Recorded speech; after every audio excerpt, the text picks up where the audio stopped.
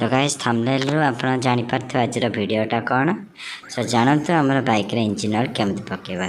So fast आम engine तले नट टाक आमको काढ़ा पड़ो। ए नटा काढ़ीला आमर पुराना इंजिन ऑयल ऑटोमेटिक तलक स्टार्ट हो पड़ा।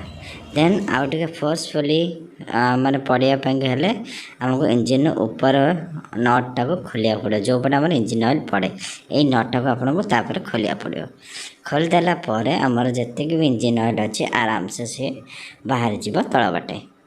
देन इंजिन ऑयल बाहरी गलापर आपण कौ इंजिन ऑयल बाइक पकेबे भावतु बेस्ट हम आपंकर कैस्ट्रॉल इंजिन ऑयल पकेबे। सो यहाँ हूँ आमर बेस्ट कैस्ट्रॉल एक्टिव 20W और बाइक। सो यार मार्केट प्राइस हो 380 रुपीज़। देन पके तल नट टाक टाइट करदे। देन यही बटे ही आप इंजिन ऑयल टाक ढाड़े एंड केयरफुली ढाड़े नष्ट करेंगे ना। देन यहाँ पूरा ढाड़ी सारापर तार कैप ब्लैक कलर कैप टाक बंद करी प्लास रे मोड़ के टाइट भली करदे।